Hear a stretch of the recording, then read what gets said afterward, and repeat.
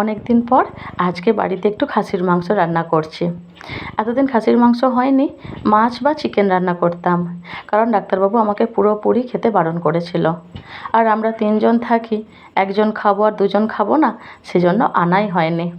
তো কালকে ফোন করতে ডাক্তারবাবু বললেন যে হ্যাঁ, মাসে এখন 1 দিন করে খাওয়া যাবে, তাও পরিমাণে খুব কম। আমার নিজেরও খারাপ লাগতো, যেহেতু আমি খেতে পাইনি আর আমার জন্য ওরা 2জনও খেতে পেতো না। তো সেজন্য আজকে বললাম, তো আজকে তো ছুটি আছে, সবাই মিলে বাড়িতে আছে, তাহলে অল্প করে একটু নিয়ে আসো, সবাই একটু ভাত দিয়ে খাবো আর কি। আর আজকের ওয়েদারটাও খুব ভালো, তো সেই জন্য আজকে 500 মাংস এনেছে।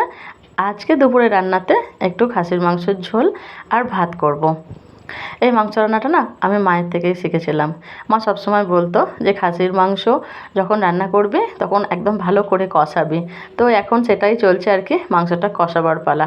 ওই একটুখানি হলুদ আর একটু অল্প সর্ষের তেল মাখিয়ে রেখে দিয়েছিলাম, আর পেঁয়াজ, আদা, রসুন, টমেটো যা যা দেয় আর কি, সব দিয়ে আর ভালো করে কষে আর কুকারে বসিয়ে দিয়েছি।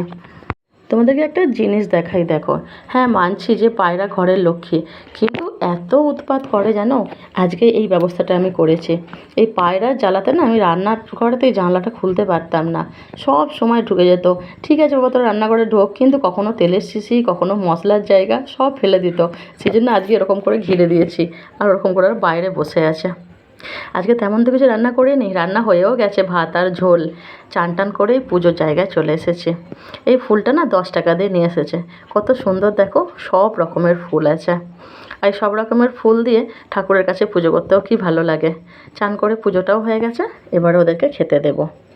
যে তোমাদের বলেছিলাম না কিচ্ছু আজকে রান্না হয়নি, তো এই যে এত কিছু রান্না হয়েছে। স্যালাড নিয়ে নিয়েছে, আর একটু পটল ভাজা করেছিলাম, আর মাংস, আর হচ্ছে আম নিয়ে নিয়েছিলাম।